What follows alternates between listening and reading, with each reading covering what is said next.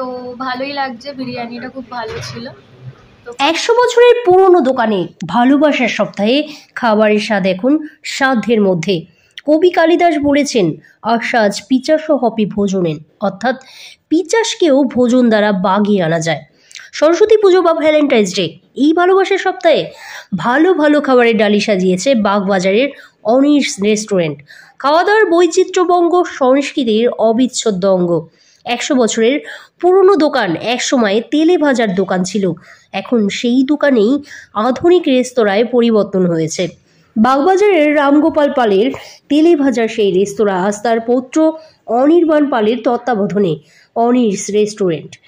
Indian, Chinese, Mughlai সবই পাওয়া যায় এখানে। সেটাও ছাত্রছাত্রী থেকে অফিস বাবু সবার কথা মাথায় রেখে সেটাও নিজের সাধ্যের মধ্যে। চালু করেছে কিছু কম্বো অফার।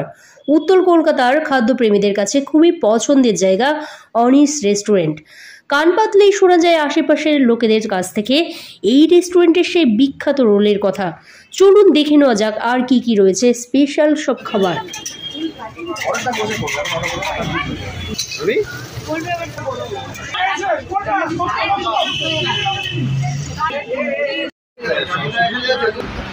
মানে এই রেস্টুরেন্টে এলাম কেন, কারণ একটা এই বাগবাজার অঞ্চলে তো হ্যাঁ প্রচুর খাবারের দোকান হয়েছে এবং এখন আর্সেনাল বা আমিনিয়া টামিনিয়া অনেক কিছুই হয়েছে, কিন্তু আভিজাত্য মানে যদি বলা যায়, দেখুন একই রান্না একই পদ তো অনেকেই করেন, কিন্তু এই রান্নার একটা আলাদা একটা স্পেশালিটি আছে এবং বাঙালি এবং বিশেষ করে যাদের সঙ্গে এখানে খেতে আসা আর কি যে দোকানে, তাদের একটা ঐতিহ্য রয়েছে, বহুদিনের তারা এই ব্যবসার মধ্যে আছেন। হয়তো এর আগে অন্য অন্য ব্যবসায় তারা ছিলেন, এখন বর্তমানে এখন বাঙালির তো এটা একটা জাতীয় খাবার হয়ে গেছে বিরিয়ানি।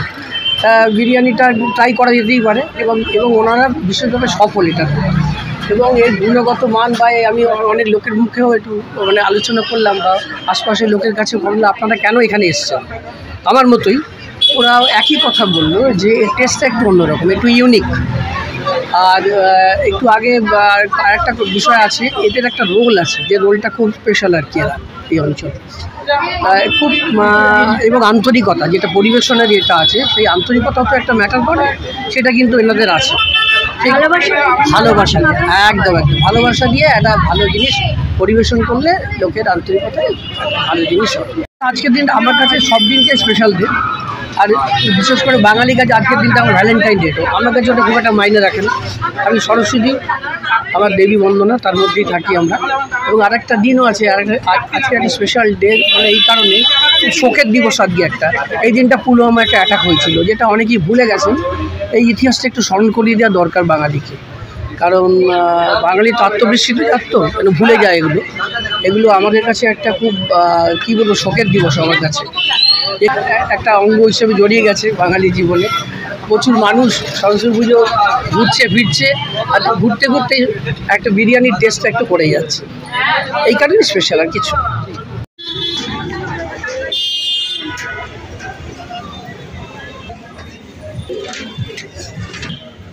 বাঙালির ভালোবাসায় দিনের দুটোই একসাথে করেছে। তোমরা আজকে ঘোরার সাথে সাথে হয়তো লাঞ্চ বা খাবার খেতে এসছো, কেমন লাগছে? এখানে ফার্স্ট টাইম আসা, তো ভালোই লাগছে, বিরিয়ানিটা খুব ভালো ছিল, তো ফার্স্ট টাইমই আসা আর কি, খেয়ে খুব ভালো লাগলো। স্ট্যান্ডার্ড, মানে অন্য জায়গার তুলনায় এই প্রাইস রেঞ্জে ইটস গুড। কোথা থেকে এসছো? আমি দমদমে থাকি আর নর্থ কলকাতায়। আমার নাম অরুণিত। কোথায় কোথায় ঘুরলে আজকে? এমনি ফ্রেন্ডসের সাথে বেরিয়েছিলাম, পার্ক স্ট্রিটে গেছিলাম, প্ল্যান্স ছিল কিছু, বাস এটাই।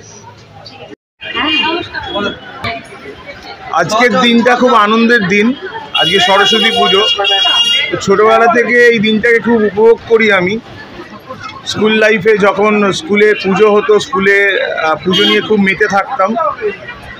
মায়ের আরাধনা এবং সঙ্গে একটা ভয়ও থাকতো যে মায়ের কাছে আমার পাড়ার পুজোতে বই খাতা দিয়ে মাকে সন্তুষ্ট রাখা, তারপরে ঘুরতে বেরোনো, স্কুলে যাওয়া, বিভিন্ন স্কুলে ভিজিট করা। তারপর কলেজ লাইফে বন্ধুবান্ধব আনন্দের সাথে কাটিয়েছি, খুব এখন মনে পড়ছে সেই দিনগুলো।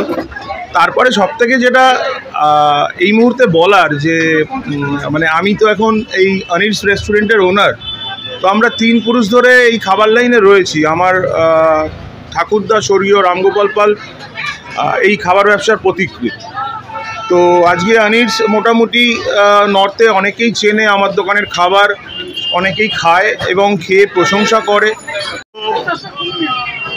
যেটা বলার, আজকে আমি এই অনির্সের ওনার। তো নর্থ কলকাতায় আমি যখন এই দোকান আজ থেকে 14-15 বছর আগে যখন শুরু করি অনির্স নাম নিয়ে, তার আগেও খাবার ব্যবসা ছিল, আমার বাবা চালাতেন, তার আগে আমার ঠাকুরদা। তো অনির্সের সেই সময় কোনো প্রতিদ্বন্দ্বী ছিল না তখন। এখানে এখন শ্যামবাজারের এরিয়া প্রচুর রেস্টুরেন্ট, আরসালান আমিনিয়া থেকে শুরু করে অনেকে, কিন্তু আমার কাস্টমার এখনও সেই একই রয়েছে, তারা আমার খাবার খেতে পছন্দ করে। আমার যেটা সবথেকে বড় ইউএসপি হচ্ছে যে আমার খাবারের কোয়ান্টিটি এবং কোয়ালিটি, যেটা আমি এখনও মেনটেন করি। আমি একই ছাদের তলায় 4টে ডিপার্টমেন্ট চালাই, যেমন ইন্ডিয়ান তন্দুর, চাইনিজ, বিরিয়ানি এবং রোল। আমার রোল খুব ফেমাস। এনিওয়ে, যেটা বলার যে আজকে আমি একটা স্পেশাল অফার রেখেছি। অফারটা এখানে রয়েছে কম্বো 99 টাকা, 109 টাকা, 139 টাকা, 199 টাকা।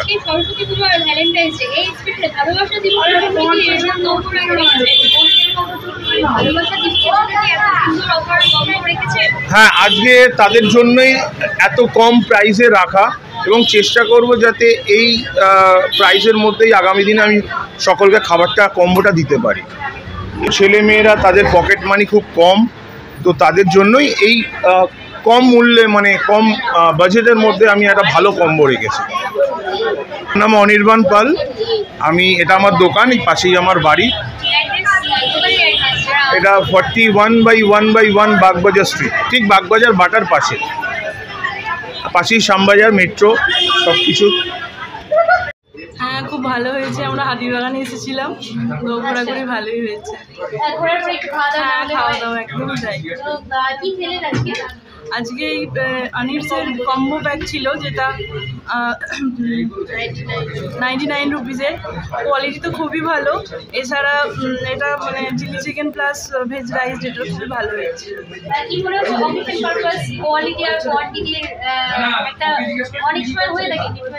হ্যাঁ, ঠিক আছে, একজনের জন্য সাফিসিয়েন্ট, মানে হাইলি রেকমেন্ডেড ফর 1 পার্সন। আমি রথতলা থেকে। আচ্ছা, তাহলে অনেকটা দূর থেকে এসেছি। হ্যাঁ, তো ভবিষ্যতে কি আবার আসার ইচ্ছা আছে? হ্যাঁ, আমি মাঝে মধ্যেই আসি, তো মাঝে মধ্যে আসলে এখানে খাওয়া হয় ভালো। Overall good.